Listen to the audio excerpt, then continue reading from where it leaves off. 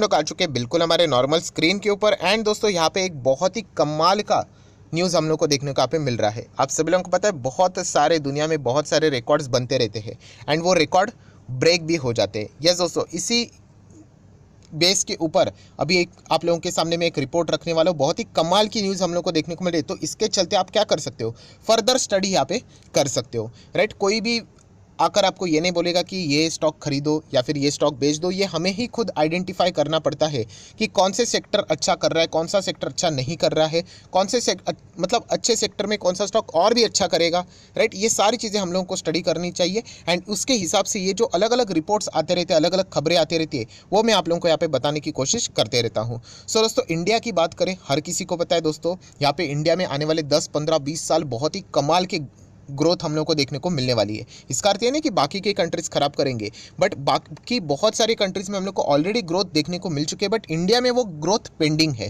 Right. तो इसीलिए आप लोगों ने देखा होगा कि इंडिया में बहुत सारे अपॉर्चुनिटीज़ की बात की जाती है।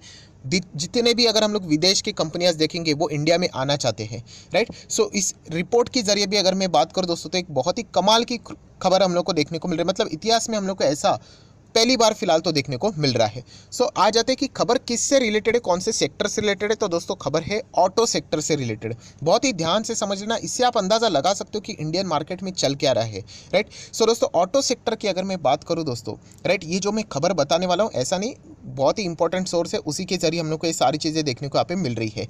सो आपको पता है कि दुनिया में अगर आप एक गाड़ी बनाने वाली कंपनी हो तो आपका कोई ना कोई फेवरेट कंट्री रहेगा कि वहाँ पे सबसे ज़्यादा गाड़ियाँ बेची जाती है। सो दोस्तों दुनिया में अगर मैं नंबर 1 मार्केट की बात करूँ तो वो चाइना का है। यस, चाइना में बहुत जमकर गाड़ियाँ बेची जाती है दोस्तों, एंड आज भी चाइना नंबर 1 पे ही पोजीशन पे कंटिन्यू है। देन दोस्तों बात करें नंबर 2 पे कौन सा देश आता है, अमेरिका आता है। यस दोस्तों, अमेरिका की भी अगर मैं बात करूं नंबर 2 पे बहुत ज़बरदस्त मतलब गाड़ियों की सेल अमेरिकन बाज़ार में होती है, बहुत सारे लोग जमकर खरीदारी करते हैं।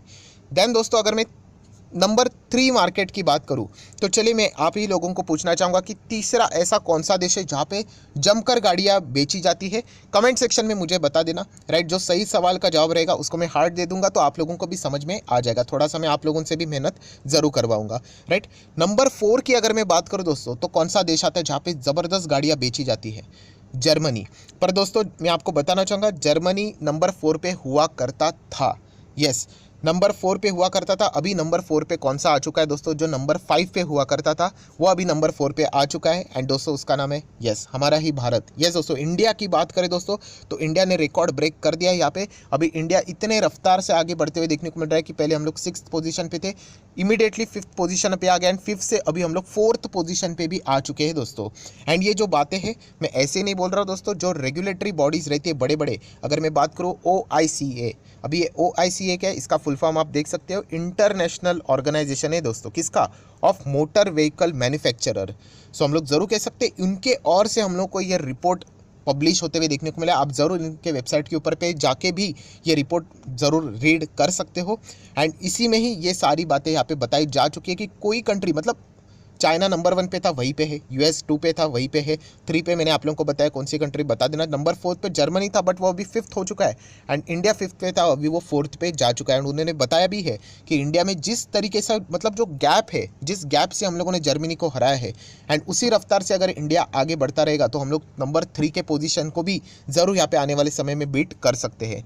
सो ज़रूर यहाँ पे मैं आप लोगों को कुछ इंपॉर्टेंट पॉइंट्स हाईलाइट करवाना चाहूँगा, जो कि बहुत सारे वेबसाइट के ऊपर आप लोगों को ये रिपोर्ट ज़रूर पढ़ने को मिलेगी। ये देखिए, India overtake Germany to become 4th largest vehicle market. बहुत बड़ा मार्केट है, इसका अंदाज़ा आप लगा सकते हो दोस्तों। यहाँ पे ज़्यादा टाइम नहीं लगेगा, टेस्ला को भी यहाँ पे ये जो रिपोर्ट देखने के बाद हम लोग ज़रूर कहेंगे कि आप लोगों को पता है टेस्ला वर्सेस इंडियन गवर्नमेंट ज़बरदस्त फाइट चल रही है, टैक्स के हिसाब से, इंपोर्ट ड्यूटी के हिसाब से, राइट। बट सरकार को भी पता है कि इंडिया में क्या ज़बरदस्त अपॉर्चुनिटी है यहाँ पे, एंड इसीलिए यहाँ पे टेस्ला को इंडियन सरकार की जो शर्तें हैं वो माननी ही पड़ेगी, राइट। वरना यहाँ पे टेस्ला का ही नुकसान रहेगा। इतना बड़ा ग्रोइंग मार्केट हम लोग को देखने को यहाँ पे मिल रहा है, उसकी अपॉर्चुनिटी उनके यहाँ पे चली जाएगी, एंड अगर दूसरा प्लेयर ने यहाँ पे वो बाजार कैप्चर कर लिया सो फिर उन्हीं को यहाँ पे बहुत ज़्यादा नुकसान भी झेलना पड़ सकता है।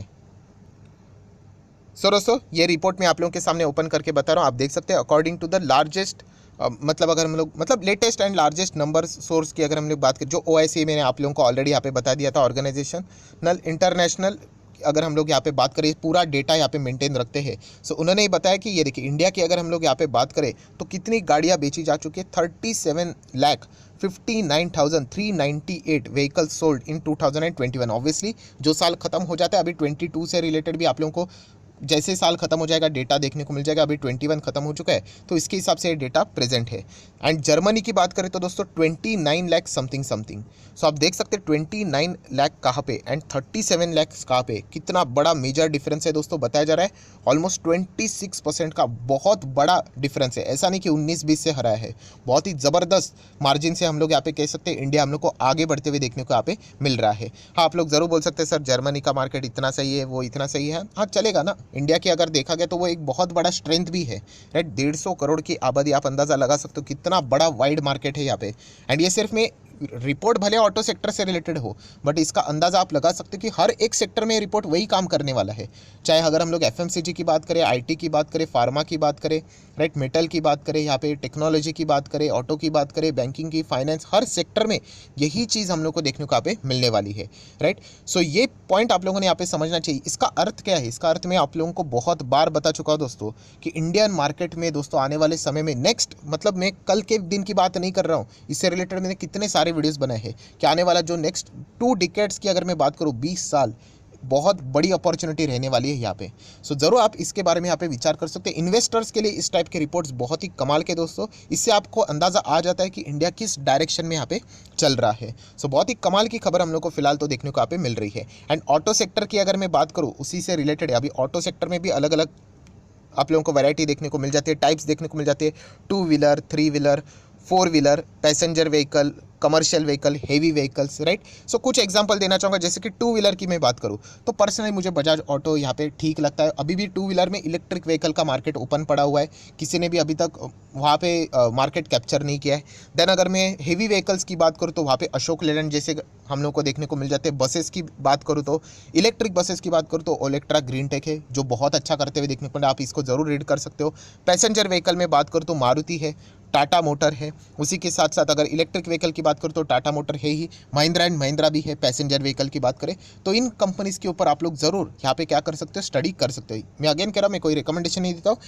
ये जितने भी रिपोर्ट वाली खबरें रहती है, रिटेल इन्वेस्टर इन चीज़ों को यहाँ पे पढ़ता भी नहीं है, बट मैं चैनल ही मैंने इसीलिए ओपन किया था कि इस चीज़ से रिलेटेड आपको जितना भी इंपॉर्टेंट पॉइंट है 5-10 मिनट में आप लोगों को पूरा डिटेल यहाँ पे मिल जाएगा। तो ज़रूर अगर आप इंटरेस्टेड हो तो यहाँ पे वेबसाइट के ऊपर या फिर आप गूगल करके देख लेना, आप लोगों को ये पूरा रिपोर्ट मिल जाएगा। आप ज़रूर इसको रीड आउट यहाँ पे भी कर सकते हो। सो आशा करता हूँ जो मेन पॉइंट था आप लोगों तक यही बात बताने का कि इंडिया जिस तरीके से ग्रो कर रहा है, आप अंदाज़ा यहाँ पे लगा सकते हो। बहुत ही कमाल की ग्रोथ हम लोग को देखने को यहाँ पे मिल रही है। आने वाले समय में भी जैसे मैंने कहा दोस्तों, बहुत अच्छी खासी अपॉर्चुनिटी देखने को यहाँ पे मिल रही है। सो आशा करता हूँ आपको ये वीडियो पसंद आया होगा, तो ज़रूर लाइक एंड शेयर भी यहाँ पे कर देना। जो सवाल मैंने पूछा है उसका जवाब भी आप चाहो तो कमेंट सेक्शन में दे सकते हो। So that's it, thank you very much दोस्तों। We will be meeting our next video. तब तक के लिए बाय बाय।